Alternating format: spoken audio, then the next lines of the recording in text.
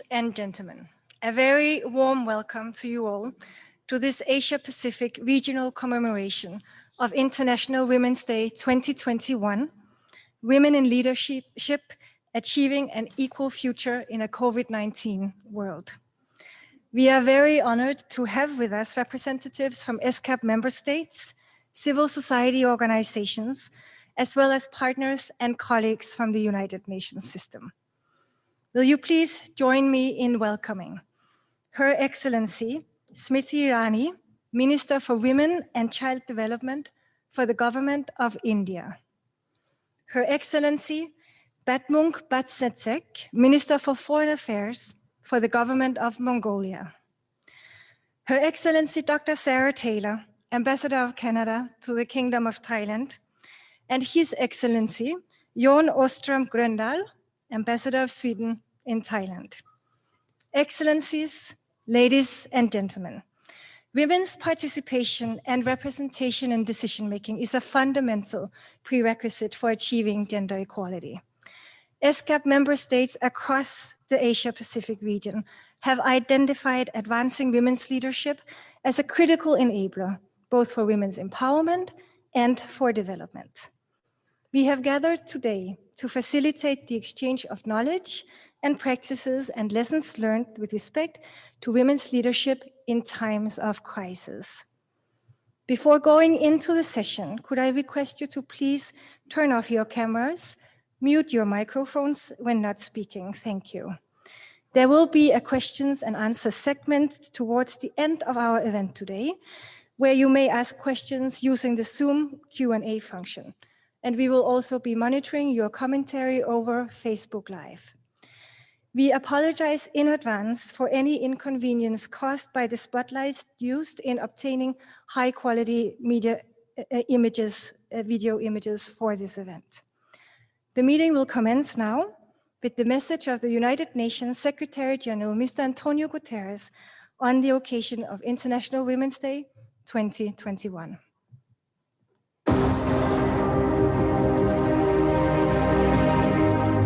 The COVID-19 pandemic has erased decades of progress towards gender equality. From high job losses to exploding burdens of unpaid care, from disrupted schooling to an escalating crisis of domestic violence and exploitation, women's lives have been upended and their rights eroded. Mothers, especially single mothers, have faced acute anxiety and adversity. The consequences will far outlast the pandemic. But women have also been on the front lines of pandemic response. They are the essential workers, keeping people alive and holding economies, communities, and families together. They are among the leaders who have kept prevalence rates lower and countries on track for recovery. This year's International Women's Day highlights the transformative power of women's equal participation. We are seeing it ourselves at the United Nations, where I am proud that we have achieved gender parity in UN leadership posts for the first time in history.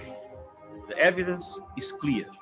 When women lead in government, we see bigger investments in social protection and greater inroads against poverty. When women are in parliament, countries adopt more stringent climate change policies. When women are at the peace table, agreements are more enduring. And with women now serving in equal numbers at the top leadership posts at the United Nations, we are seeing even more concerted action to secure peace, sustainable development, and human rights. In a male-dominated world, with a male-dominated culture, gender equality is essentially a question of power, and males are an essential part of the solution. I call on countries, companies, and institutions to adopt special measures and quotas to advance women's equal participation and achieve rapid change.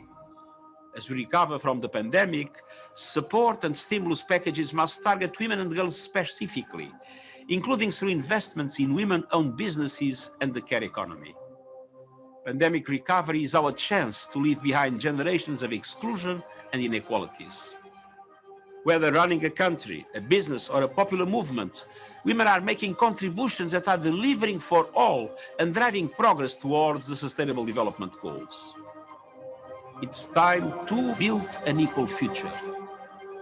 This is a job for everyone and for the benefit of everyone. Thank you.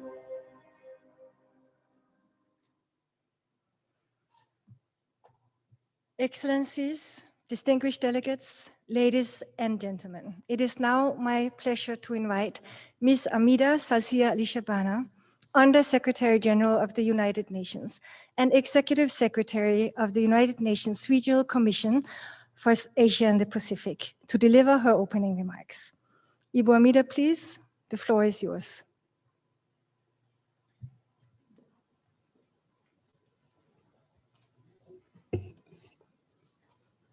Excellencies, distinguished delegates, ladies and gentlemen, happy International Women's Day.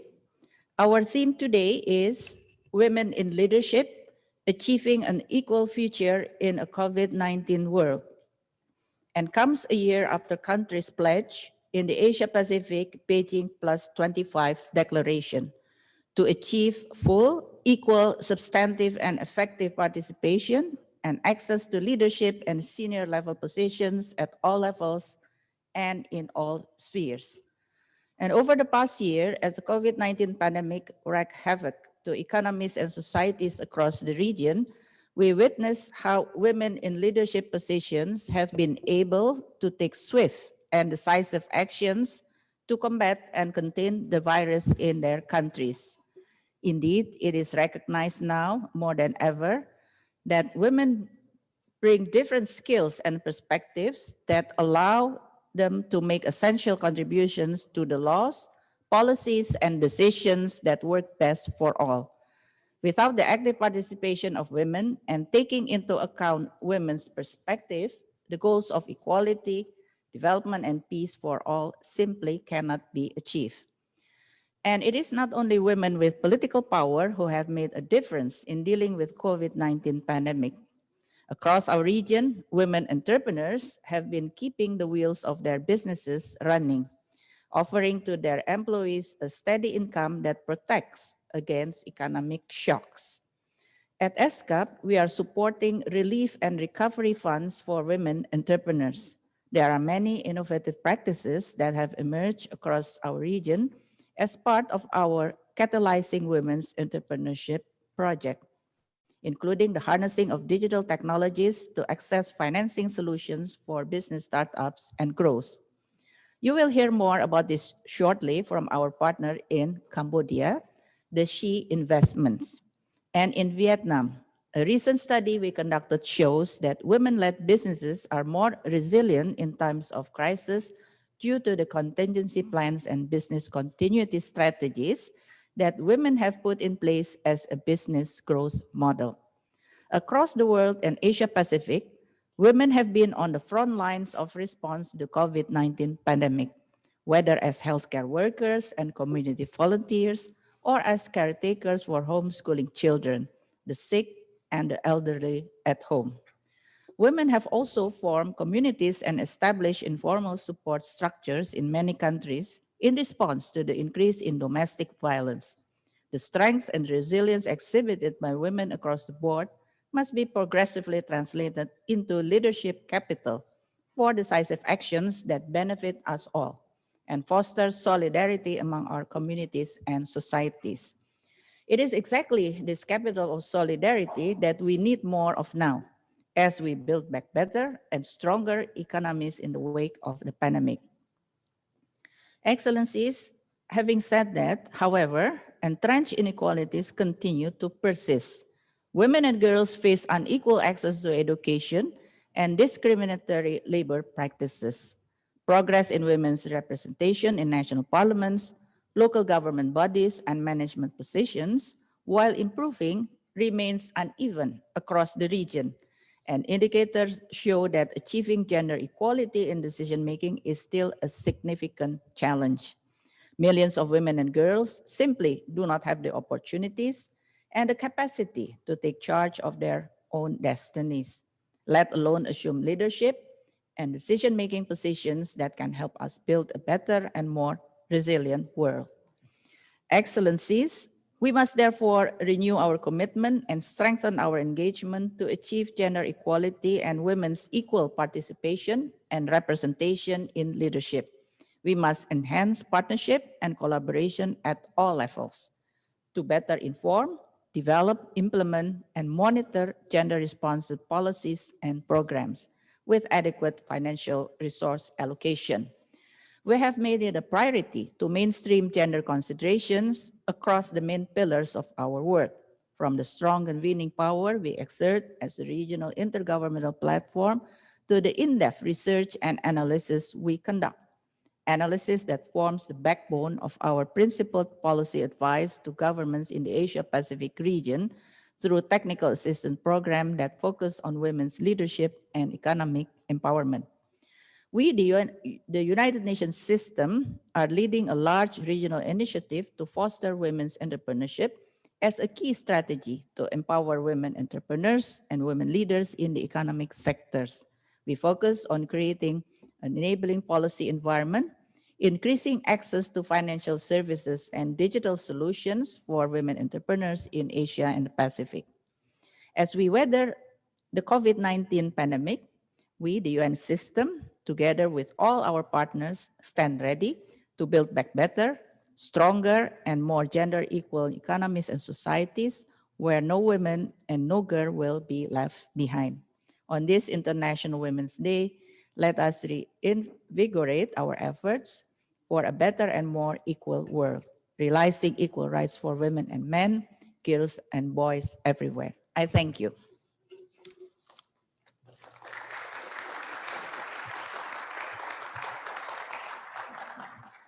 Thank you very much, Ibu Amida, for your statement. Excellencies, distinguished delegates, ladies and gentlemen.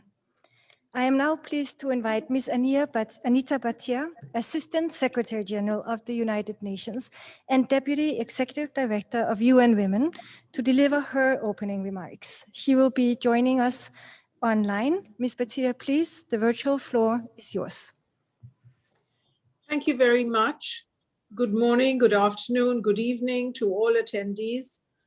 Ms. Armida Alice Jabana, Executive Secretary for ESCAP and UN Under-Secretary General, Honorable Minister for Women and Child Development for the Government of India, Ms. Smriti Irani, Honorable Minister for Foreign Affairs for the Government of Mongolia, Ms. Batmuk Batsetseg, Excellencies, ladies and gentlemen. It is a real pleasure for me to join you on the occasion of International Women's Day. Happy International Women's Day to all of us. It is really a wonderful occasion that we can be, unfortunately, not together, but at least in this hybrid format, to consider the significance and the meaning of International Women's Day in the post-COVID era. It is really an extraordinary year that we have lived through. The world had never seen a year like 2020, and we hope that we will not see another year like 2020 for at least another century. This year has forced us to look very hard at the issue of gender equality, because this past year revealed more starkly than ever before that while huge progress has been made in some areas since the transformational agenda of the Beijing Platform for Action and Declaration a quarter of a century ago, there is still, ladies and gentlemen, a long way to go.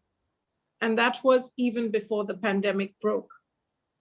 Today, during this interactive dialogue, we will have a chance to hear from different stakeholders about some of the issues that we are facing in achieving an equal future in a COVID-19 world.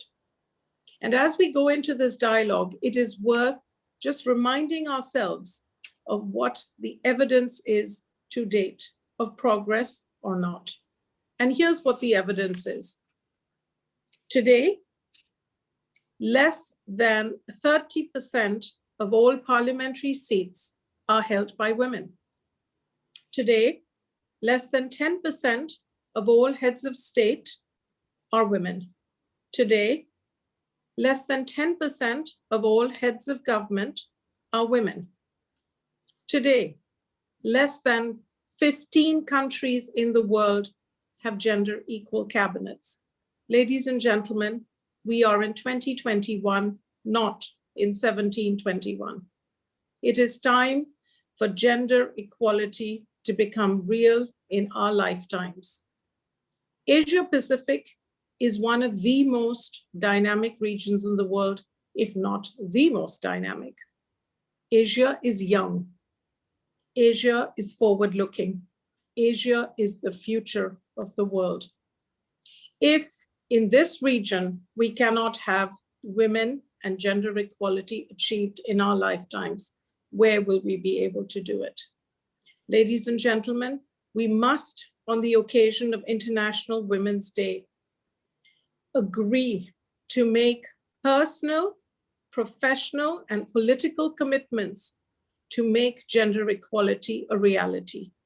We have seen through the pandemic that women have carried the world on their shoulders through these difficult times. Exactly as my colleague said, they have been frontline workers, they have led communities, they have provided medical care, they have provided mental care, they have provided succor, courage, and they have been role models for everyone.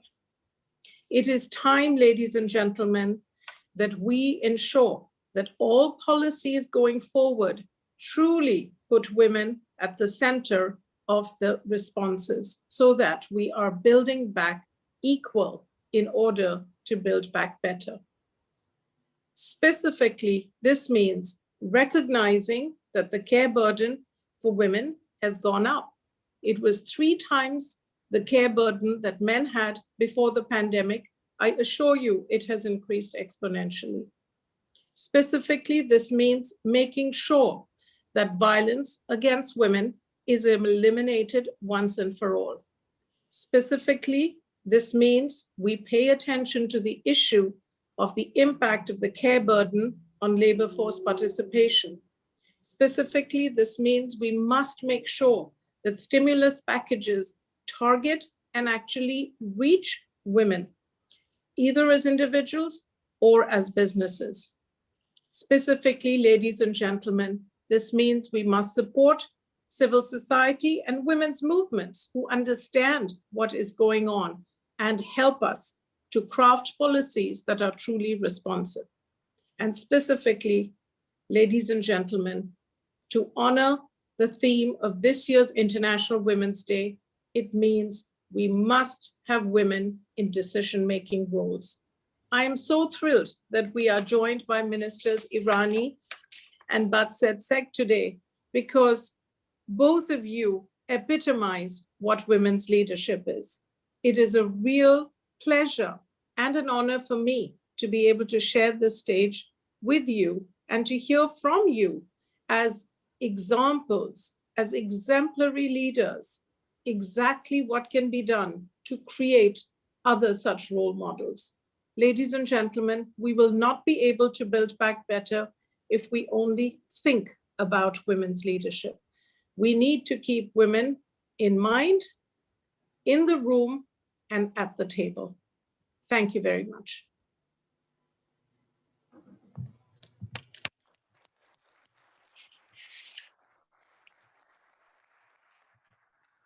Thank you very much, Ms. Bhatia, for your statement. Excellencies, distinguished delegates, ladies and gentlemen, I now have the pleasure to announce the launch of a joint regional report entitled The Long Road to Equality, Taking Stock of the Situation of Women and Girls in Asia and the Pacific for Beijing Plus 25.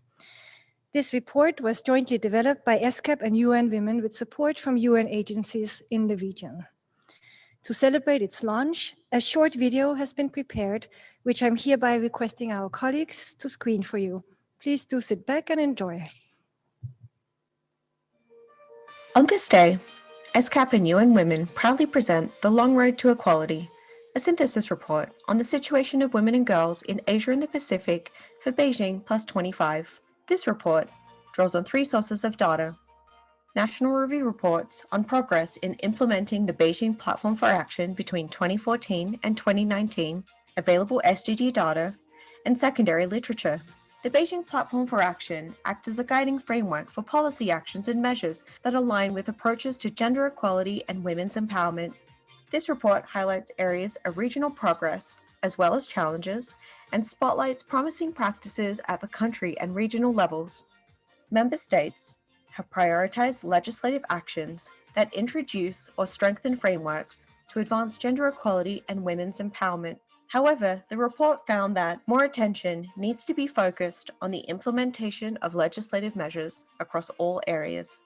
Need to strengthen national gender machineries and the building of partnerships to bolster effective implementation. Unlocking progress requires recognition of women's multiple roles and contributions. Gender data must be strengthened in all domains. Progress in women's political participation and representation has been slow and uneven. While women's representation rates in national parliaments increased from 12.7% in 2000 to 19.9% in 2020, it remains below the global average of 24.9%. Significant regional progress has been made in closing gender gaps in secondary education, yet women's labor force participation rates remain low. Greater regional efforts are needed to enable the school-to-work transition and ensure that decent work opportunities are available to young women. Violence against women and girls prevalence rates remain high across the region. Addressing discriminatory social norms can have a preventative and protective effect on and offline, particularly when men and boys are engaged.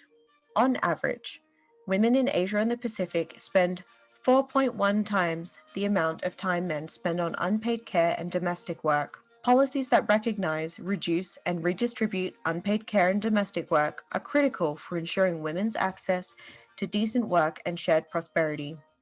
It is essential to provide policies to enable women and men to balance paid work and family responsibilities. Women's vulnerability to climate change in the region is shaped by gender inequalities and access to resources, dependence on agricultural livelihoods, and unpaid care and domestic work. Member states' efforts to address the immediate impacts of climate change and environmental degradation must be complemented with efforts to reduce gender-based vulnerabilities over the long term.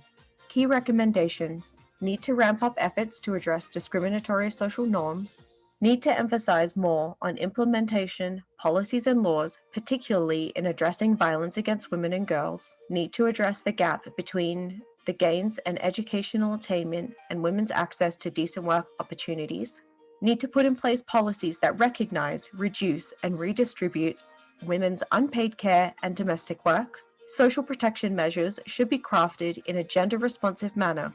We need to develop gender-responsive environmental policies with the engagement of women, need to invest in the regular collection of regionally comparable gender data, including time use data. Many positive steps have been taken by leaders in our region, including committing to the 2019 Asia-Pacific Declaration on Gender Equality.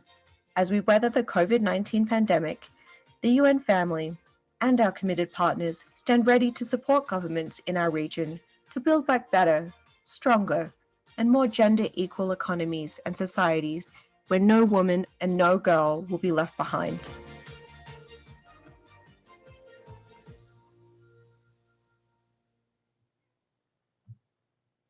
Excellencies, distinguished delegates, ladies and gentlemen.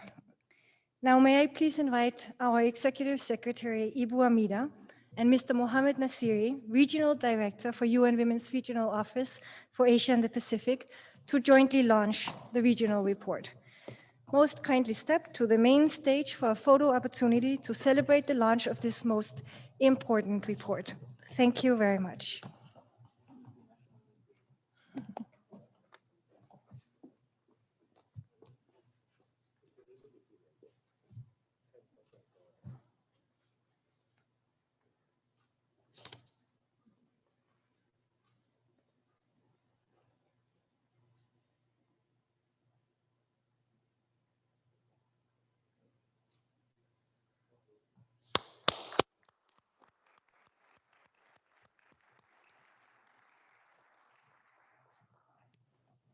Ibu Hamida, Mr. Nasiri, thank you very much for your presence with us today and for launching the regional report.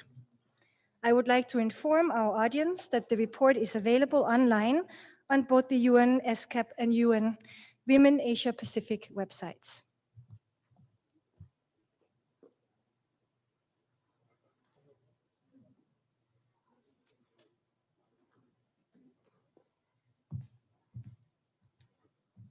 Dear participants, I am now pleased to invite Her Excellency Smriti Irani, India's Minister for Women and Child Development, to deliver her special address.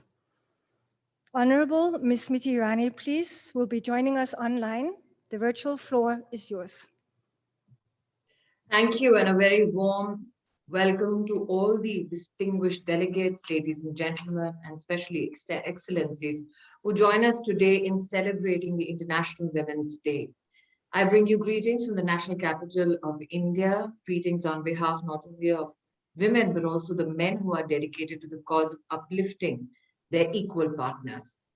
Today, as we speak about achieving an equal future in a COVID-19 world, I pay my respects to over 6 million Indian women who were at the forefront of tackling the COVID-19 pandemic.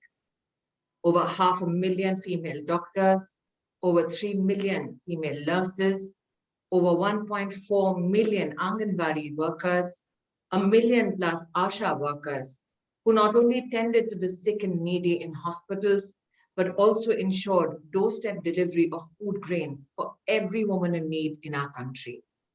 A nation that was resilient to fight the pandemic saw, under the leadership of the Honorable Prime Minister Shri Narendra Modi, an 8-month free ration delivered to over 800 million Indians. Additionally, a campaign began by the Prime Minister as early as 2014 to ensure women have access to banking facilities, ensured that over 220 million Indian women, for the first time in their lives, had access to a bank account. And it is this bank account that became an accessible tool for women to enhance and to sustain their purchasing power. We saw a transfer of cash of over 309 billion rupees to the bank accounts of these 220 million women during the pandemic so that they can sustain their livelihoods. We in India are proud of over 6 million women who have come together in self-help groups to support their economic activities so that they can be empowered themselves and help those around them to build a better, a brighter future. Today, I am happy to share with you that while Ms. Bhatia spoke about the need to politically empower women, Indian Parliament sees the largest number of female representatives ever in the history of our democracy. And while we celebrate the potential of women in Parliament and our legislative assemblies, we in India are more so proud of 1.3 million women who serve in political offices across all villages in India as sarpanchs and panchayat members. And it is my appeal today to this August gathering that when we celebrate the potential prowess of women in terms of politics, why not also look at women who are serving at the grassroots? Because that's where begins the political foundations of the fairer gender. Today in India, we celebrate the potential of Indian female entrepreneurs and female-led businesses. In a country where access to credit under a scheme called Mudra Yojana ensured that over 270 million bank loans were given, we are happy to celebrate that 70% of those beneficiaries happen to be women. This is indicative of their potential not only to strengthen themselves financially, but also the entrepreneurial abilities which were thus far not encouraged. I must here add that in a startup ecosystem, over 41,000 new startups saw a participation of by 44% female entrepreneurs, which have raised over $60 billion. This is yet again indicative that Indian women are dedicated to building a resilient economy. And today, while we celebrate International Women's Day, our commitment for the future is this: a future which is built on a foundation of equal opportunity, provides equal opportunity in education. And that is why, ladies and gentlemen, I am pleased to tell you that the national education policy that has been revised after 3 decades for the first time in the history of our country finds a gender inclusion fund, a fund which is dedicated not only to strengthening potential for girls in education in the school system, but also is decisively working towards ensuring that women's participation in higher education increases. A future that is built on financial empowerment and devolution of fiscal abilities by the government of India. For the first time in the history of our country, we have seen under the 15th Finance Commission devolution of funds to state governments with a gender lens, where now responsible fiscal spending needs to ensure that women are at the forefront of the government discourse and administrative implementing abilities. Today, as we join each other virtually, I must say this, that India has over 400,000 common service centers which are manned by women, and I must correct myself to say women, women by our entrepreneurial and diligent female workforce.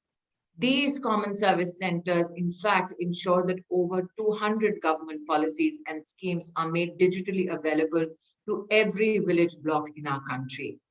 It is on this shoulder of an enabled Indian woman lies the building blocks, or for that matter, lies the foundation of a better and a stronger world.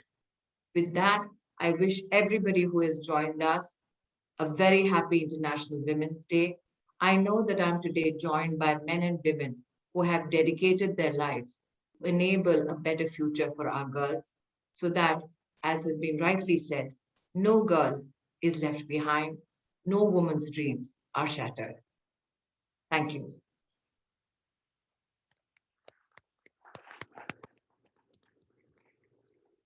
Thank you, Excellency Ms. Smriti Irani, for your statement. Excellencies, distinguished delegates, ladies and gentlemen, it's now my pleasure to invite Her Excellency Ms. Batmung Batsetsek, Mongolia's Minister for Foreign Affairs, to deliver her special address. The Honorable Minister has pre-recorded a message that now will be shown on the screen. Your Excellencies, distinguished participants, ladies and gentlemen, I'm pleased to be a part of this interactive dialogue jointly organized by ESCAP and the UN Women, where Mongolia is serving as a member of the executive board. It has been 1 year since the world has started to strive through all those challenges of the unprecedented COVID-19 pandemic. With the vaccination campaigns underway throughout the world, I do hope that we would be able to restore our economies and return to normal lives. My country has started vaccination rollouts this February, and our first priority lies with the frontline healthcare workers at high risk. Women make up 82% of all health workers in Mongolia. Ladies and gentlemen, throughout our history, women in Mongolia have held the highest social status and a legacy as leaders compared to the rest of the world. Enabling legal environment, changing the societal stereotyping, access to equal opportunities, and increasing the participation of women at decision-making level are crucial to achieving gender equality and women empowerment. Gender equality has been one of the primary thrusts of the government of Mongolia, and my country is a signatory to all major international instruments pertaining to women's rights and gender equality. Strong legal environment and international commitments to gender equality have provided a solid foundation for mainstreaming gender into the development policies and programs. Over the past years, gender has been mainstreamed in all sectoral policies and local gender councils were established. Today, 13 out of 76 members of the parliament are women. The newly established cabinet has 4 women ministers, which is the highest number since the first democratic elections. Our women parliament members have always joined efforts regardless of their political affiliation and persuasion. as this unity was crucial to increasing the awareness of gender issues and ensured substantive representation of women interest in legislative processes, increased funding to gender and child programs. The current Women Parliamentary Caucus prioritizes poverty, employment, domestic violence, women and child rights, and youth development. But despite the fact that Mongolia is ahead of most regional countries on gender issues, challenges not only continue to persist, but also have been exacerbated by the pandemic. National Committee on Gender has recently conducted a study on COVID-19 impact on women and girls together with UNDP. The study reveals that domestic violence and an unequal share of unpaid care and domestic work our women and girls bear has significantly increased due to pandemic response measures such as lockdown. The shift to online learning is disproportionately affecting the students in rural or remote areas. And furthermore, there is a possible argument that girls' education is more adversely affected by COVID-19 as they have more responsibilities and time to take care of household chores. In the future, it may lead to more shrinking the female participation in labor market, which has decreased over the past 10 years. To address the challenges posed by COVID-19, Mongolia has implemented an economic stimulus package that included social and unemployment insurance contributions, relief for both employers and employees, as well as child money program benefiting approximately 1.19 million children. Moreover, Mongolia recently has adopted $3.5 billion comprehensive national plan to support gender-responsive socioeconomic recovery and fiscal stimulus measures. The plan aims at creating jobs as the best welfare is a guaranteed job with high pay.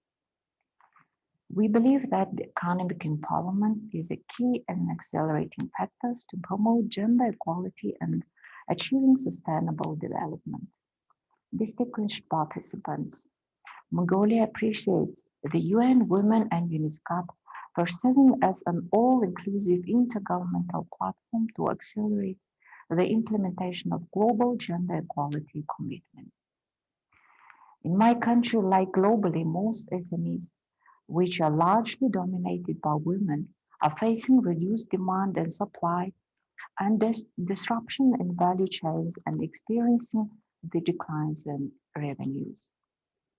Therefore, it is crucial to create gender statistics, to define policies to support women-owned enterprises during emergencies and beyond. In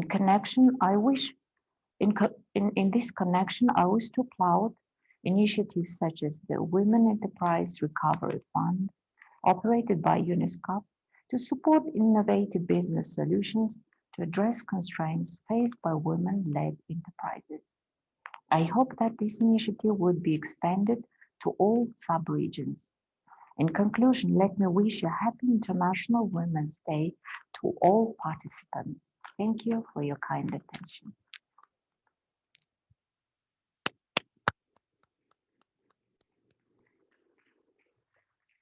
Thank you very much, Excellency Betsetsek, for these remarks. It's now my pleasure to invite Her Excellency Dr. Sarah Taylor, Ambassador of Canada to the Kingdom of Thailand, to present the initiative Ambassadors for a Day competition. Dr. Taylor, please, the floor is yours.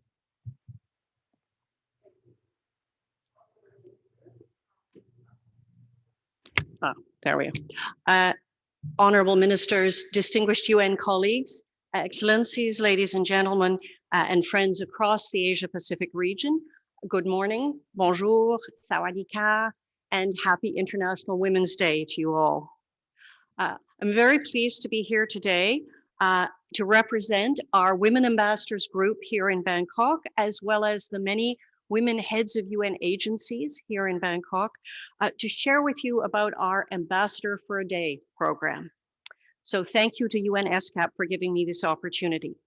And I should say right up front, I'm joined by the Canadian winners, or the winners who are associated with me, if you like, of the Ambassador for a Day competition, Ms. Juanetta Sudswong from Chiang Mai, and Ms. Tanyalak Liangsombat from Khon Kaen.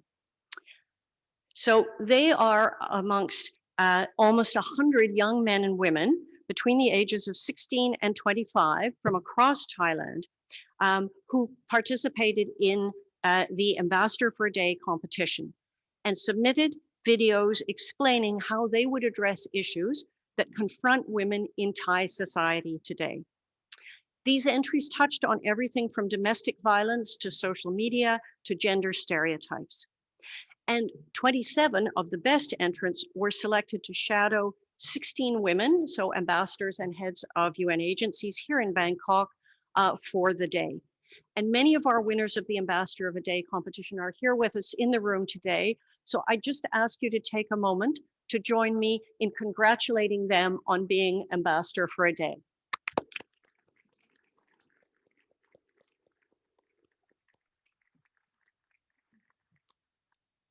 So my colleagues and I launched this competition as a way to inspire, encourage, and empower Thailand's youth with a taste of leadership in an international context. For Canada and for my colleagues' institutions and countries, this is a natural fit with our international priorities and ambitions.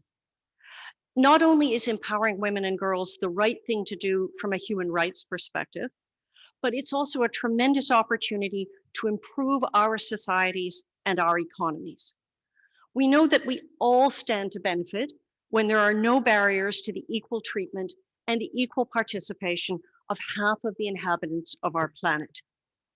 So let us emphasize not only the right, but also the opportunity that stands before us. And I think, as several speakers have mentioned, this is particularly true as we navigate the COVID-19 pandemic and plan our recovery from it. I was very struck by one of the earlier speakers who spoke about building back equal. We all know about building back better, but building back equal is just as important. We simply cannot afford to leave half of our population behind. We need women leaders, and also we need male leaders who are used to working in a context where there are women leaders as well. So that means giving women and girls opportunities to succeed. It means removing barriers to participation. It means tackling restrictive and harmful cultural practices. And it means ensuring a safe environment free from all forms of violence against women. So those are some of the issues that not only do we want to achieve, but we want our young ambassadors for a day to help us in achieving. So in the spirit of Ambassador for a Day, I want to stop my remarks there and actually hand over the stage to Ms. Juanetta and Ms. Tanyala. So first of all, I'd like to show you as an example of the videos that we received, Ms. Juanetta's excellent video, which addresses how social media affects women and girls around the world. And then after that, we'll turn the floor over to Ms. Tanyalak to say a few words about her views on women's leadership. So I hope that their experience and enthusiasm can inspire young women and men across the Asia Pacific region. So let's hear from our ambassadors for a day. Khop khun ka. Thank you very much.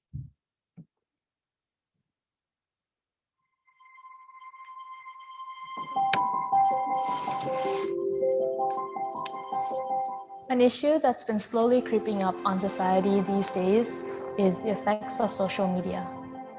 Hi, my name is Nedi and I'm from Thailand. I'm here to tell you a story. This story starts just as any other day might. Helen just got out of bed. She walks over to her bathroom yawning. Another day, she sighs to herself. As she walks by the mirror, she stopped and stared at the face looking back. It didn't smile, it didn't move. It even looked sad and a little confused. Like many others, Helen knew deep down that the face looking back had many things wrong. Where was that cheekbone? What's with that nose?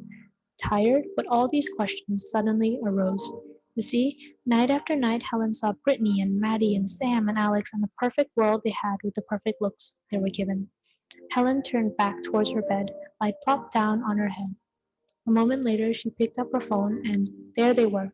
More Brittany's, more Maddie's, more Sam's, and more Alex's, and more perfect. Yet not a single Helen in sight. Okay, let me stop you right there. What do you think happened next? Countless possibilities. Helen could have just went on with her day like nothing had happened, because after all, nothing had happened, right? Or she could have called a friend. The friend might have made her feel better. Or she could have went downstairs to say hi to her brother. Okay, now I'll tell you what some Helens do. Moments of silence filled up the room, except it wasn't silent. In her head, Helen was crying. She wondered why she was here, the things she can't do, and how the world might do better without this Helen here too.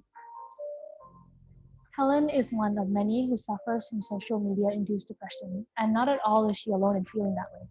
Back to the drawing board. What if I told you that this killer is actually just a polka dotted octopus frog wearing an invisible cloak? There are several ways we can protect the society, our society, things we can do as individuals to alleviate the situation and innovate the world we live in to let women and girls all over the world, Thailand included, know that it is possible and even encouraged to overcome the issues that come with unhealthy use of social media. And it's so easy. If social media is the cause of rising depression, then why don't we fill the media with ways that Helen could learn to appreciate herself, and even better, to appreciate the person she could become. I believe in a world where no one will be shamed for how their body looks, hurt for speaking up about something they believe in, or unfairly ridiculed for showing vulnerability. Let's create this world together and be rid of the polka dotted octopus frog by spreading stories like Helen's on social media for us and for future us.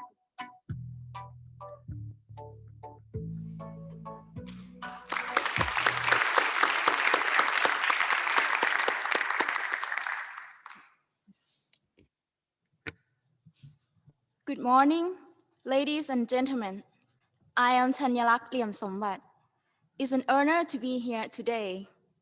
On the occasion of International Women's Day 2021, I would like to speak in terms of Thai social issues and young women's leadership to encourage women youth for achieving an equal future. First of all, in the aspect of youth like us, leader is a position which seems great and important, sometimes also seems difficult to be. However, history has shown that women in leadership are possible, and she could perform well. For instance, Marie Curie, Amelia Earhart, Rosa Parks, Mother Teresa, and my mom, Suripon, who works as a nurse at Rajavati Hospital in Bangkok. On the other hand, although some young women have potential and intention to be a leader, they encounter barriers such as gender-based discrimination, unequal access to education, and lack of opportunities. Furthermore, during the COVID-19 pandemic, the economic downturn leads to increases in social issues. For example, lack of basic education and subjected to violence and sexual assault. Unfortunately, these problems tend to occur with impoverished women and girls. For that reason, I, as a young woman who now has the opportunity to be here, would like to encourage those friends and sisters that knowledge is the armor to protect our rights, and education is the best weapon to battle for a better tomorrow. That is to say, young women like us can make a change by recognizing women's rights, valuing education, our capabilities, and our leadership. I confidently believe in our great potentials and assure you that we as young women will play principal roles in the future internationally. Thank you very much.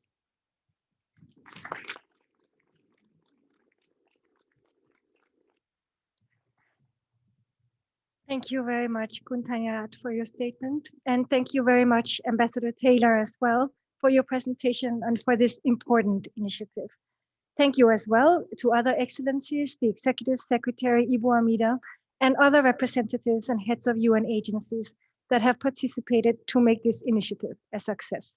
And of course, our heartfelt congratulations to all the winners in this competition. Excellencies, ladies and gentlemen, we will now move to the interactive dialogue, Women in Leadership, Achieving an Equal Future in a COVID-19 World.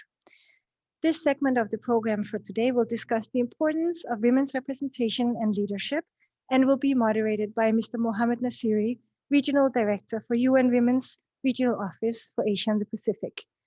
Mr. Nasiri, please, it's my pleasure to invite you to moderate this session. The floor is yours.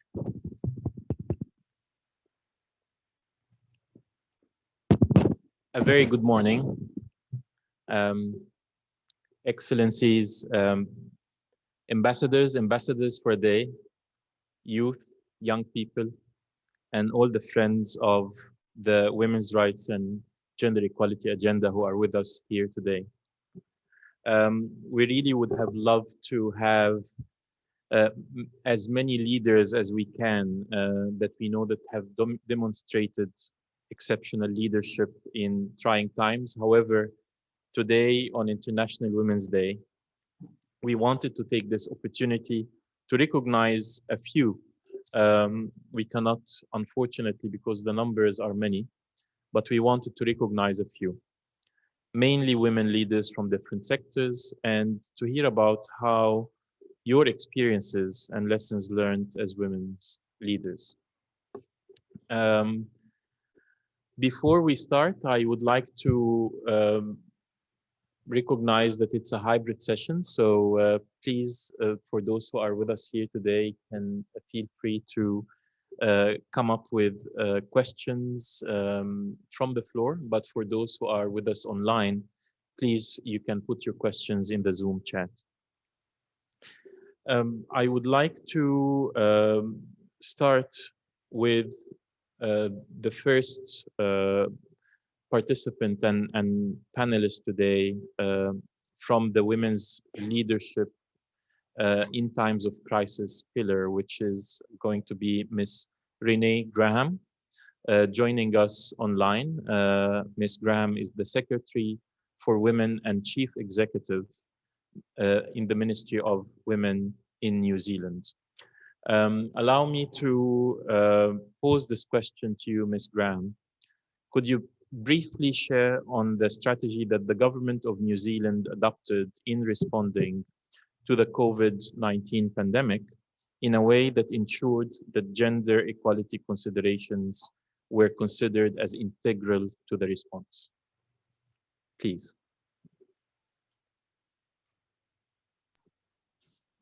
Thank you, Mohammed. Tēnā koutou katoa. Greetings, everyone. Greetings, Excellencies, Ministers, Under-Secretary, colleagues, and friends across the world. Because I work for the Ministry for Women in New Zealand, every day to us is Women's Day. But today we get to share that burden with everyone else across the world.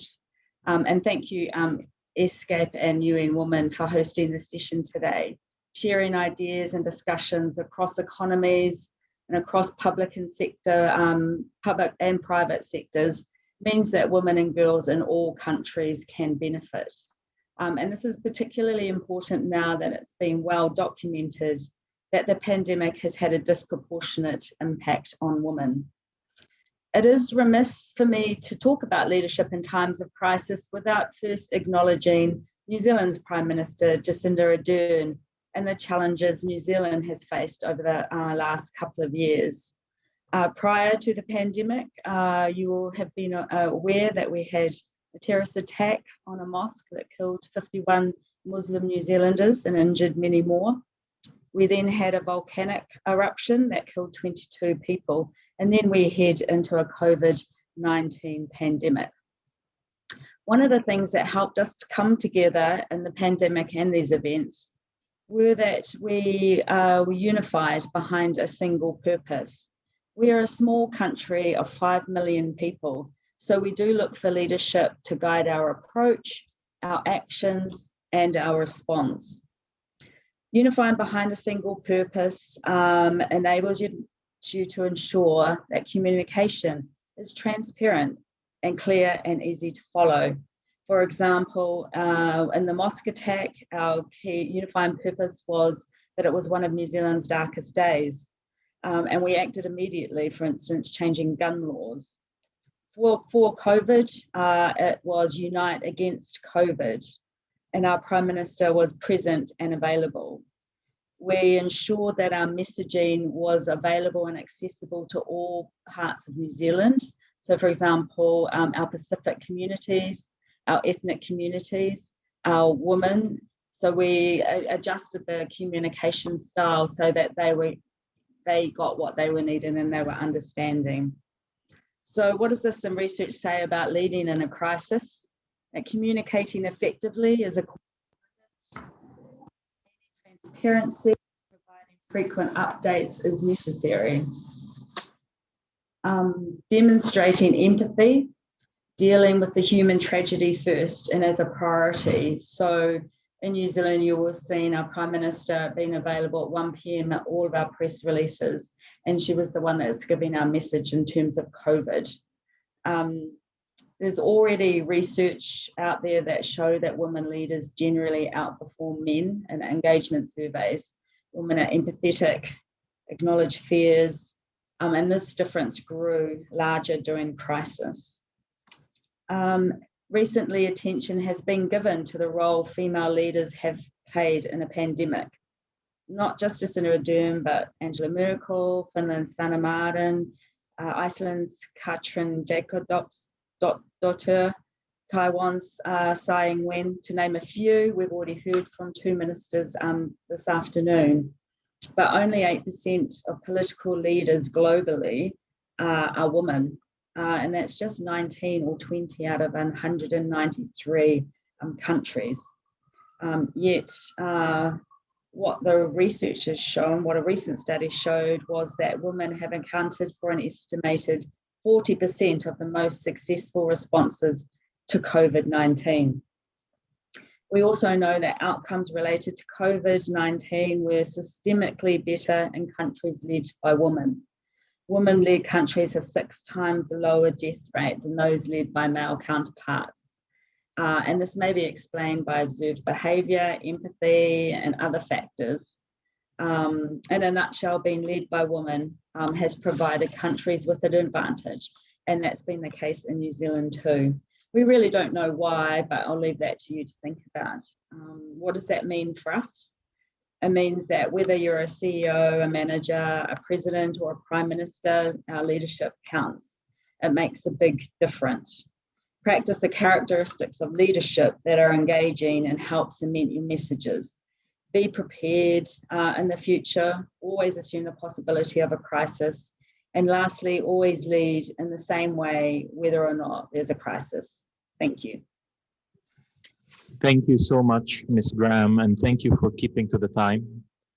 And thank you for not only mentioning the experiences of New Zealand, but for those other countries that have been led by women, whether at the helm of the state or at the helm of the COVID response. And as you rightly said, the response has been much more comprehensive in these countries that have been headed by women. Before I move to the second speaker, I would also like to recognize that we have participants from online, from the Philippines, from Bangladesh, from the Republic of Korea, from Mongolia, from Pakistan. Now we move to another speaker also online, and she will be speaking to us on the role of women's rights organizations in supporting government's response in times of crisis. Ms. Sumaya Islam. Ms. Sumaya, you're the Executive Director of Bangladesh Nari Shramik Kendra, and you will also be presenting a PowerPoint and a video. The question to you is, could you briefly share how, as Executive Director of Bangladesh Nari Shramik Kendra, you and other women's rights organizations have supported your government in responding to the COVID crisis. The floor is yours, Ms. Islam. Thank you so much for your next question. Honorable Minister, distinguished guests, dear ladies and gentlemen, happy International Women's Day. Yes, we like to mention what we have done during COVID and after COVID. There is one video that is, I hope our Skype even women, they will show that one, or now I am presenting my PowerPoint presentation. Role of women rights organization in supporting government response in times of a crisis. The first slide, if you see our first slide is BNSK has done action research during COVID time about their situation. Next slide, please. If you see the COVID-19 pandemic socio-economic situation of women migrant workers, this is for informal sector. Just after that one, we have done another action research, COVID-19 pandemic and women migrant workers, service delivery mechanism and way forward. These two research find out the situation and what types of support need to provide from government, civil society and other women's organization as well as women. Next slide, please. The slide, just I am showing a few slides. This research report will be in our website. We asked just when start the COVID, we have seen the situation women migrant workers in country and overseas, all they are facing problem because they are not getting their salary. We asked the question, do you receive salary during COVID time? They said only 22% said yes, 4% no, and 74% partial. This is for all in country and overseas migrant workers. And already our UN Secretary General mentioned the workload, and other distinguished speaker also mentioned about the workload. And it shows our research that workload increase 63%. They are saying it is double and triple because during COVID time, all family members, they are staying in home. So they have to care by elderly, women, all sick people and other also. Next slide, please. And the support service for the during COVID time, the BNSK survey report shows that did you receive masks, PPE and medical support? And our women migrant worker, country of destination and country of origin, both are saying, next slide please. They are saying only 11% yes and 89% no.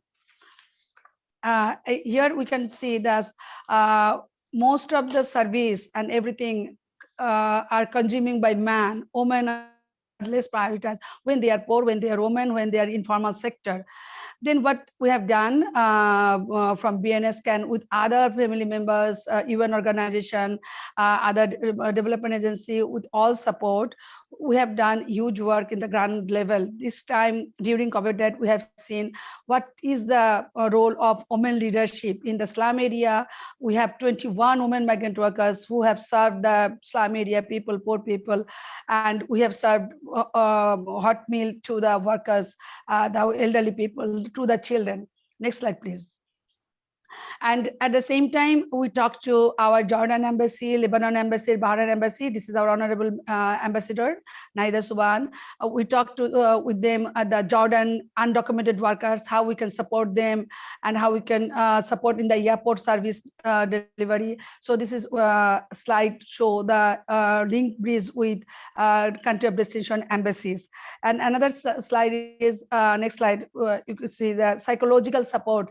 That time our workers very much tension about the family members, about their income, they need to come back. Then they are huge phone call we received during COVID. And next slide, please.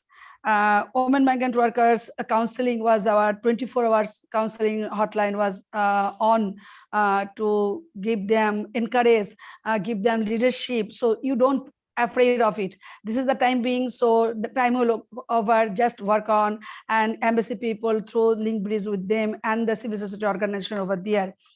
Next slide, please. And realities of women migrant workers during COVID pandemic, what we have seen, Pay is insufficient for the livelihood in grassroots level and the destination where the women workers is working.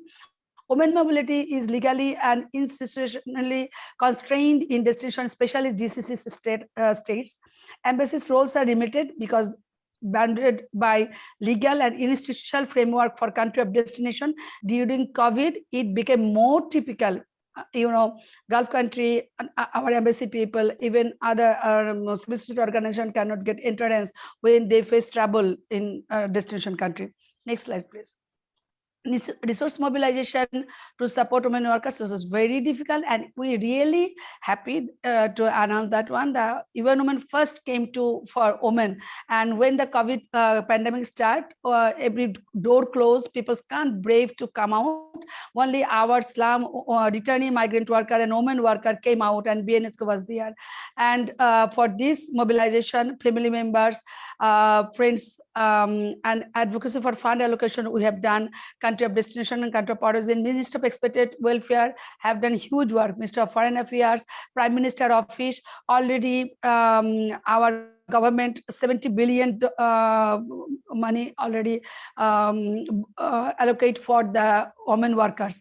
Networking, increasing support of migrant from Asia, National Human Rights Commission, GATW, ILO.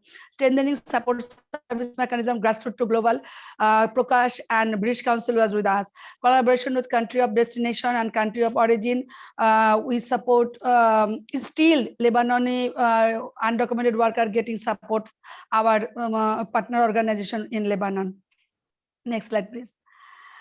And for COVID, this is shows us different way. There is no single person. Everybody should work together. Capacity building as human, women and migrant. Capacity building for economic autonomy, capacity building for equality in all shapers of life, capacity building for women roles in policy decision. Already our Indian minister mentioned that one. And decision-making ability, home to national, international and regional. Views and voice, grassroots level to global. Political representation is very important. And last of all, asset ownership. Women and earning, women and working, women work, women money cannot count, and there is no real database, and there is no database for their contribution. So this International Women's Day 2021, and we face pandemic in 2019. So we will request proper database, proper power disaggregate, proper database, and proper leadership economy should focus on that one. And we believe that women are not alone, and we should work for respect, recognize, remunerate for all women and girls work, and build back better with equal society. We should work whole of society and whole of government approach. No woman, no girl will left behind. Work for all. Happy Women's Day. Thank you. Thank you so much, Mrs. Lam. And again, focusing and shedding the light on women's migrants, and especially women migrant workers here in the region and globally, has been amongst the most affected by the COVID pandemic. And as you have shown in your presentation, it's not one entity's responsibility, but it's a whole of a society and a whole of a community approach. And your work not only with the government, but with also the host governments across in the different countries have been very effective.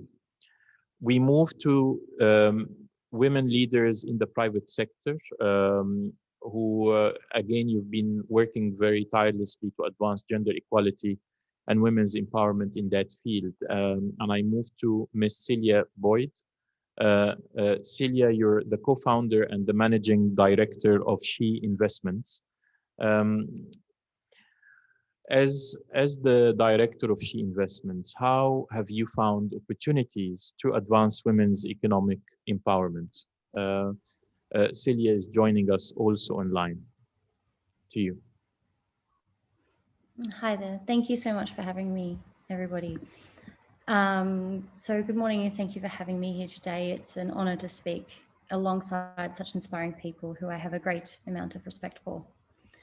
To introduce myself briefly, I'm one of the co-founders and the current managing director of She Investments, which is a registered business in Cambodia and is the first business incubator and accelerator which is specifically designed for Cambodian women. So this means that all of our products and services, whether training programs or digital tools, are designed using a gender and cultural lens and are delivered in Khmer language by Khmer female facilitators. So at She, we believe that investing in women is an opportunity and not an act of charity. We believe that women are a driving force in our economy and that they have the right to access business support services that are designed for and relevant for them and their specific contexts and environments. Women are a diverse group and they need tailored solutions which respect their diverse needs. Women are capable and powerful individuals who, if given the right tools and support structures, they can grow and thrive, which in turn benefits us all. So She has been running for 6 years now. And in that time, more than 320 Cambodian women have graduated from She Incubator and Accelerator programs since 2015, all of them being micro to small size businesses. So typically women's micro and informal businesses are not exactly an attractive investment opportunity. However, together these 320 women have created over 500 new jobs, and they report an increase of over 720,000 US dollars in revenue on a monthly basis. So that's millions of dollars in new revenue every year being contributed towards Cambodia's economic growth. And again, these are all micro to small sized enterprises. Now, we should not need to put a figure on the return that women as private sector leaders can make when we invest in them. They have the right to equal access to business support. However, we should begin to understand that investing in women to enable them to overcome gender-specific barriers is an economic opportunity for us all and not only an act of charity. So the section of this conference, which I've been invited to contribute to, is about how we as private sector leaders can find opportunities to advance gender equality. So as I've mentioned, She focuses entirely on promoting and advancing women in business because we believe that this is the best way that we can contribute towards not only women's empowerment, but also social and economic change for all of us. However, I mentioned earlier that I'm a co-founder and the current managing director of She. So our co-founders are Australian and Cambodian. And in light of the current topic, I'd like to very briefly share how I, as a white Australian woman, believe that we can all advance gender equality in 2021. We all have different roles to play when it comes to closing the gender gap in the private sector. Some of us with particular privilege may need to play a particular role. We need to recognise how we can best contribute towards a world where the private sector is a truly equal playing field. And until we reach that goal, we need to be focusing on equity as a pathway towards reaching equality. At She, 2021 is an exciting year for us in many ways. And one very special way is that we're now in the process of handing over to Cambodian female leadership. This means that our majority Cambodian female team will be led by a majority Cambodian female leadership team. And very importantly, my role will be handed over to a very amazing Cambodian woman who will be our country manager. A key reason for our leadership transition is because as a white woman in Cambodia, it is my absolute privilege and my role to build up other women around me, to recognise when it is time for me to step aside and to enable other women who are true role models in their country to step forwards. So I'd like to use this platform today to encourage all men, women, and gender diverse individuals from varying backgrounds and degrees of privilege to use International Women's Day as an opportunity to really reflect on what our role is in advancing gender equality. The private sector is unfortunately not yet a one-size-fits-all equal playing field. So until we can create an enabling environment that allows all people who identify as women, which is an incredibly diverse group of people easier transitions to scale businesses and to step into leadership roles, we are limiting economic recovery and growth. So only when we truly value the role that women play in our economy will we understand the true opportunity that really lies ahead of us. Thank you. Thank you so much, Celia. And for the longest time, the United Nations have not paid due attention to such an important partner in the Sustainable Development Goals achievement, which is the private sector. And we're finally trying to find ways to engage in a more fruitful way. As you rightly said, Celia, it's not only the right thing to do to have more women in businesses, but it's also the smart thing to do. And you moving from having she being managed by white women leaders to localizing the leadership in Cambodia, where the company is being established, is yet another move towards the right direction. We finally moved from the online to the in-person, and we would like to have Miss Ramida Juing Paisal, the digital product designer and front-end developer at 5Lab. Ms. Juing Paisal, could you share what inspired you to develop a COVID-19 tracking application as a digital product designer working with 5Lab here in Thailand? Thank you for having me today. I am Ramida Jungpaisan from Thailand, and I'm the initiator of the COVID tracker. Early March 2020, my mother messaged me about the new COVID case not far from my office in Bangkok. And I searched for more detail, and there was too much information with unreliable source online, same as the other case. So the information, including fake news, keeps spreading on social media without any proof or proper media coverage. So I asked myself why there is no place that gathers all information that we can check easily. So I took the idea to my colleague at 5Lab, and I'm so lucky that I have a full support from my team. And we created it only in one night.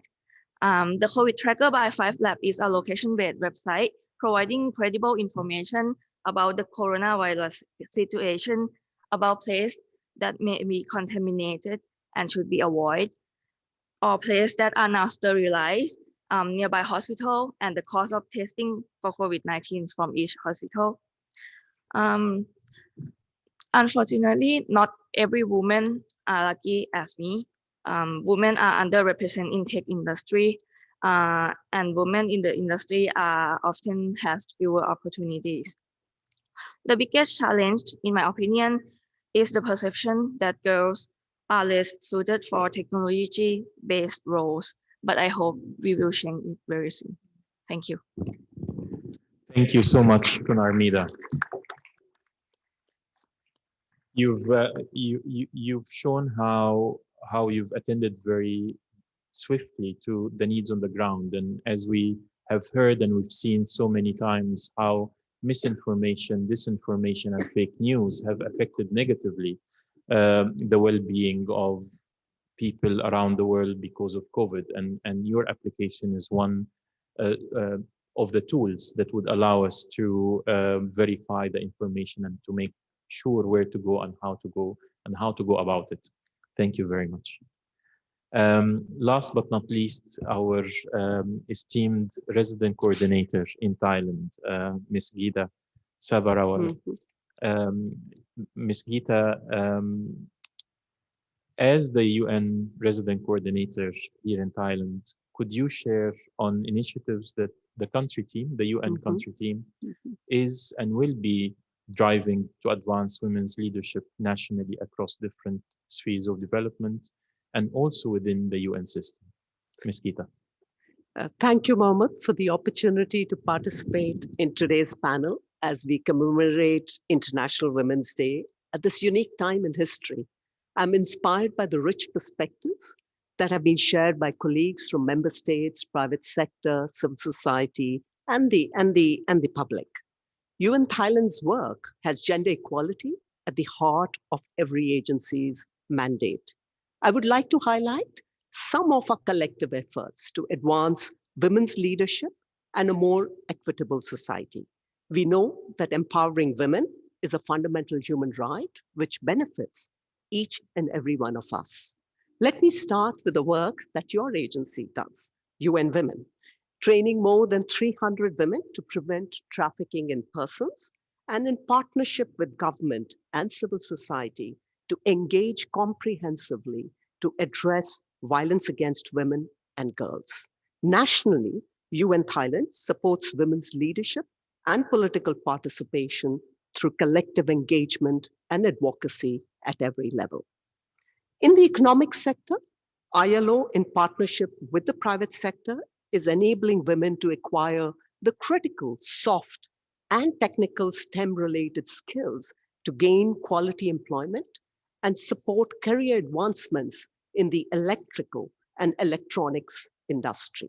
As we know, women are disproportionately at risk of losing employment to automation, and these efforts to help transition them from low-skilled jobs to quality STEM-related careers is extremely critical.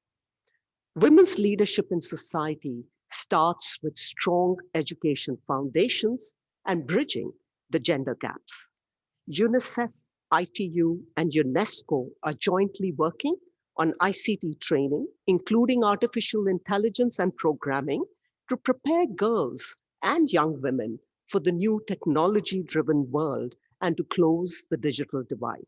As we cope, adapt, and transform in the context of the pandemic, we know that socioeconomic disruptions have disproportionately affected women both at work and in the home. Many women's economic security has been threatened as they lose incomes while taking on the lion's share of unpaid household work and caring for their families. Those who were already at risk of abuse are increasingly vulnerable to gender-based violence.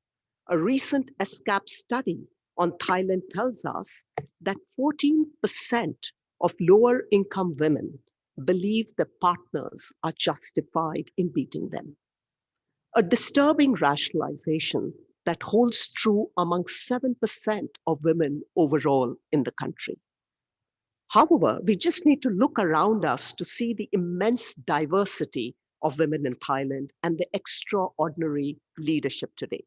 Most human rights defenders in Thailand are women and key partners with the UN. As the UN stands out globally for its pandemic response, 1 million health volunteers continue to conduct outreach and contact tracing. Almost 90% of these were women. UN Thailand as a whole is working closely with the private sector to lead the way on gender equity. 24% of CEOs and 43% of CFOs in the country are women, well above the regional and the global averages. There is still much more work to be done together. One urgent issue is adolescent pregnancies, affecting learning opportunities and lifelong socioeconomic well-being. The answer emerges over and over again. Women in leadership and decision-making across the board have a powerful impact. We can no longer afford to exclude some of our best people at the table as we take this country and the world to be more prosperous, peaceful, and sustainable, in line with Thailand's development trajectory and achieving the Sustainable Development Goals. I'm privileged to work with so many strong women in leadership positions in UN Thailand and in society as a whole. We already know what we are capable of. At this time, our contribution and leadership is more important than ever. Thank you, Mohammed, and I look forward to working with you all. Thank you very, very much. As we can see, the issues are exhaustive and the list is long. There is a lot that has been done, but there is a lot more that we are yet to do.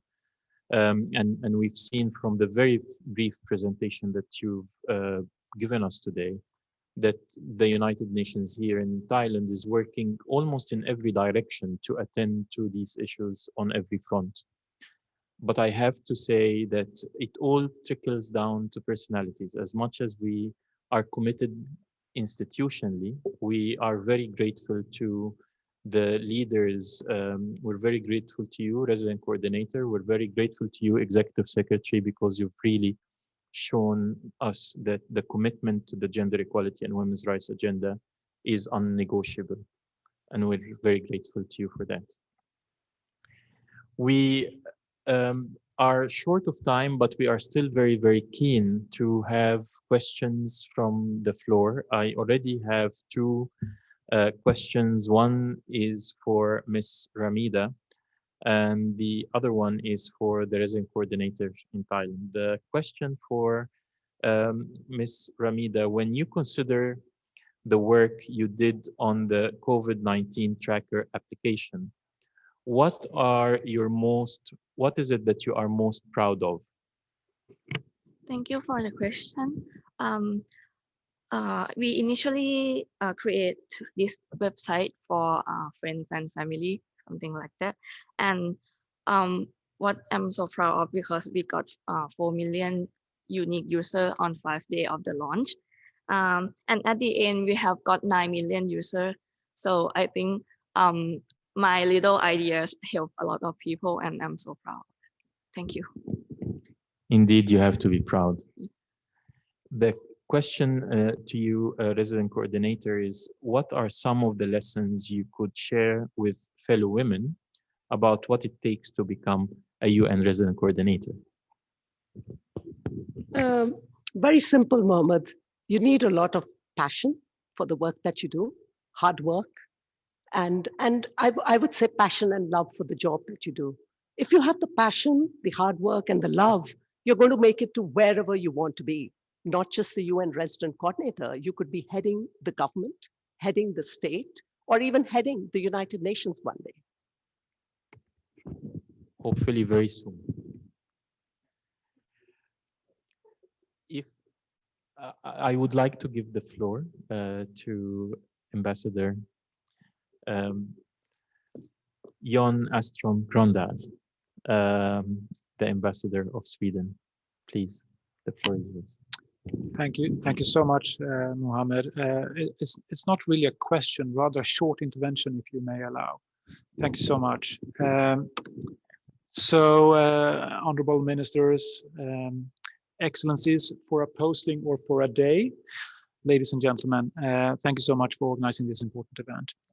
I would like to say just a few words on one perspective that I think is missing today. And I noticed and also regret the fact that I'm one of very few men here. I regret that. Why do I do that? Well, let me echo what the Secretary General just mentioned. Men and boys have very important roles to play. And let's be honest, men is behind and part of the problem, and thereby must be part of the solution. Not the least in paving the way for female leadership. I think this is a very important perspective. So as much as we need female representation in leadership, I strongly believe that we also need male role models. We need the father who shares the burden of household work. We need the business leaders who see, empower, and promote women at work. We need opinion makers who stand up for the idea that gender equality is the basis of the development of the society as a whole. Our sons and daughters need to see that. Other men need to experience that. In my current role as head of mission, I constantly think about how we can make our embassy a place where both men and women can grow. And I think one measure that is very important here is the ability to combine family and work. That's probably the most important factor. And we recently introduced flexible working hours. And we have also, of course, the pandemic has also helped in that regard. We have made work from home possible. And since long, we offer parental leave to both men and women. And we do this not only because it is the right thing to do, and we've heard this from other speakers today, it's also the smart thing to do. Gender inequality, at the contrary, comes at a very high cost for both companies and countries. Achieving gender equality is not And I repeat, it's not only a women's issue, it's a society issue. Women have been leading the fight, that's true. Now it's time for men to join fully and wholeheartedly. Thank you for listening. And I cannot agree more. We in UN Women have prioritized engaging men and boys in our next strategic plan. It's going to be one of the pillars that we are attending to. As you rightly said, Ambassador, it's not the right thing to do only, but it's also the smart thing to do. And we have a long way to go, and we need more feminist men and boys like your good self. And hopefully in the upcoming International Women's Day, we have more men in the room as well. We have one more, a space for one more question. If we've taken two from the floor, from online, would we like to have anyone from the floor to pose a question? Please. Thank you very much. Thank you. Thank you very much to the regional representative. Good morning, Excellencies, ambassadors for one day, and everyone who is present here. I'm Cynthia Moreno from the Mexican Embassy in Thailand. And I would like to thank and congratulate for the very good representation of many sectors in which women are making a very good difference. And at the same time, I would like to ask them, in particular, in terms of those in private sector, something that you already mentioned in your intervention, the importance of private sector is such that I would like to know which are the impressions of the speakers of initiatives such as the Generation Equality Forum, which is going to take place by the end of the month in Mexico City on its, let's say, first stage, and the last stage will be the closing in Paris in June, in the month of June.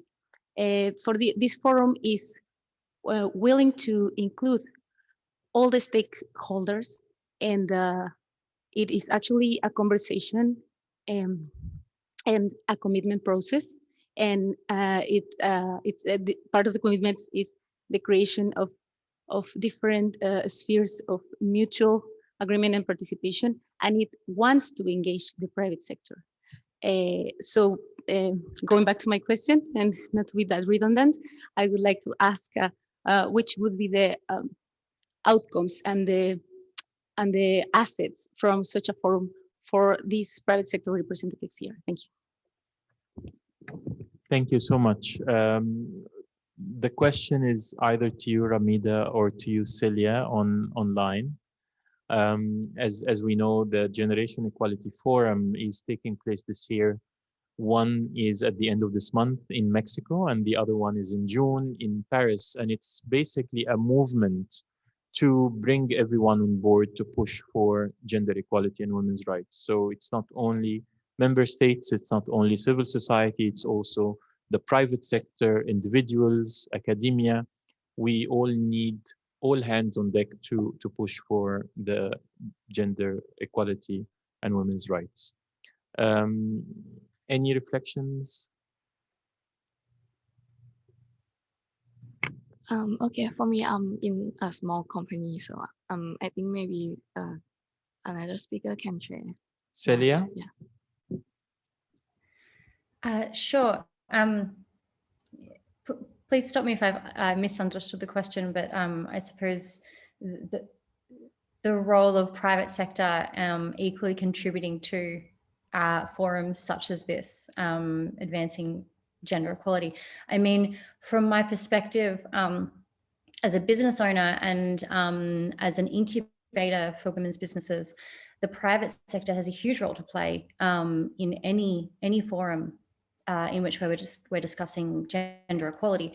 And a lot of that comes down to the choices that we make. So, for example, any private or public sector entity can influence women's empowerment within the private sector purely by their procurement processes, as an example. So embassies, events, conferences, NGOs, businesses, we can all look at how we're actually interacting with private sector entities and how we can influence the rise of women through that sector. So simply by choosing to take a look at your procurement process and have a look at the different businesses that you are engaging with, the stationery shop that is supplying to your office, for example, the catering company that is catering your event, the people that are speaking at your events, the people that are involved as organizers, the different businesses that you might be promoting. These are all things that we can do on an everyday basis, which really respects the role that women play when they're participating in the economy, whether that be as private sector leaders or, as employees as well. So, economic empowerment is about women making decisions about how they participate in and contribute to and benefit from the economy. And we all have jobs, right? This is how a key way in which we all participate in the economy. So working with the private sector around things like procurement, around things like how we engage with businesses that are female-led, these are really simple ways that we can kind of join forces and really work together, in my opinion. And as you rightly said earlier, Celia, the private sector is not one size fits all, and there are huge differences between the different private sector companies. We in UN Women have been working on what we call the women empowerment principles. We reach out to the private sector to encourage them to include more women, not only in their own companies and push for their agency, but also in the supply chain of these companies. It's only one effort amongst many. We're approaching time. You have to congratulate me, MC, on keeping the time. But I'm very, very grateful again to the panelists who have been with us here today, for you ambassadors, for the young ambassadors, and everyone in the room for dedicating a couple of hours to celebrate International Women's Day. And back to you, our capable MC. Thank you very much, Mr. Nasiri, for your excellent moderation of the session. Excellencies, ladies and gentlemen, it's now my pleasure to invite Ms. Amida Alishabana, Under Secretary General of the United Nations and Executive Secretary of the United Nations Economic and Social Commission for Asia and the Pacific, to deliver her closing remarks. Ibu Amida, please, the floor is yours. Thank you very much, MC. Excellencies, ladies and gentlemen, as we draw to a close, I would like to thank all the panelist speakers for your contributions and for sharing your knowledge, insights, and rich experiences during the very interesting and engaging dialogue. I also would like to express my sincerest appreciation to Her Excellency Ms. Smriti Irani, Minister for Women and Child Development of India, and to Her Excellency Ms. Batmuk Batseksek, Minister of Foreign Affairs, Mongolia. I would also like to express my thanks, my special thanks and appreciation to Her Excellency, Ambassador of Canada, Dr. Sarah Taylor, for your address and also for your initiatives on this Ambassadors for a Day event, and to bring the winners of the youth competition initiative, which provided the young leaders or the potential young leaders in Thailand with a wonderful opportunity to interact with women leaders. It is very heartening indeed to hear the inspiring stories of women leaders from the government, civil society, as well as the private sector, not only from Thailand, but also from the region, Asia Pacific, as well as those of young people who bring change and create a better world for women and girls in our region. Special recognition to my dear colleagues and partner today, UN Women, Anita Bhatia in New York there, and of course you, Mohammed, as well as all your team from the Regional Office of UN Women, which all of you have worked very closely with us here in putting together this event. I think this year's event is quite special, yeah, quite unique. Today we were reminded of how far we have come, but also how far we have yet to go. While much progress has been made, we still need to focus and do more to achieve true equality, participation, decision-making, public life, as well as other achievement in all walks of life here in our region. Together, when we join hands, hearts, and minds, we can certainly move fast and far towards an equal future in the post-COVID-19 world. Once again, I wish you all a happy International Women's Day. Thank you very much. Thank you, Ibu Amida, for your concluding remarks. Dear participants, this marks the end of the Asia Pacific Regional Commemoration of International Women's Day 2021, Women in Leadership Achieving Future Equality in a COVID-19 World. At this time, I would like to inform on-site participants that there are refreshments just outside this conference room. And may I please ask you to leave the room with adequate physical distancing. Please ensure that you have your valuables and personal belongings with you. We thank you for your active participation and wish you all the best on International Women's Day 2021. Thank you from ESCAP.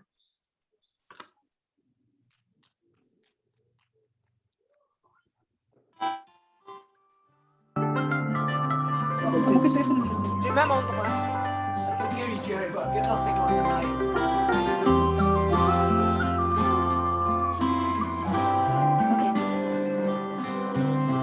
In Kigali, she wakes up, she makes that choice. In Hanoi, Natal, Ramallah, in Tangier, she takes a breath, lifts up her voice.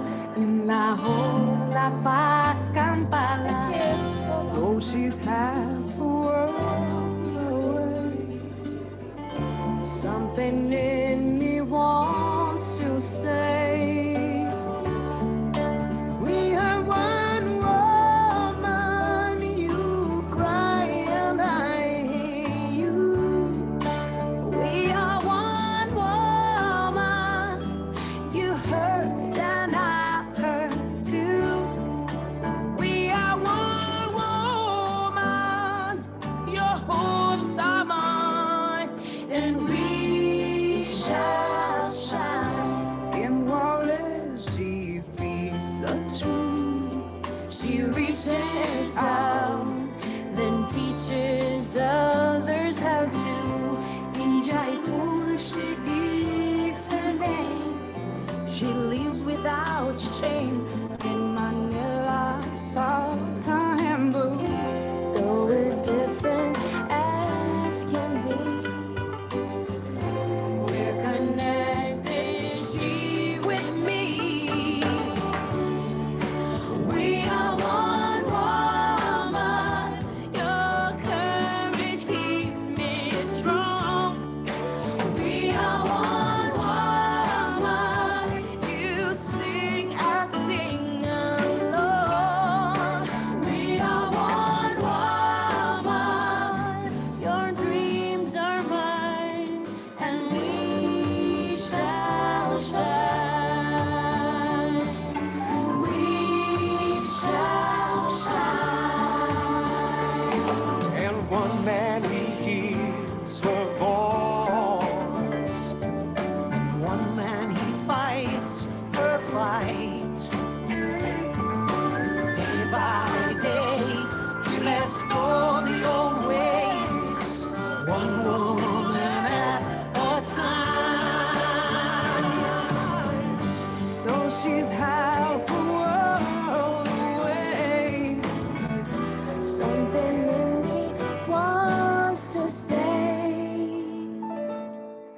we are one woman, your victory sings us all. We are one woman,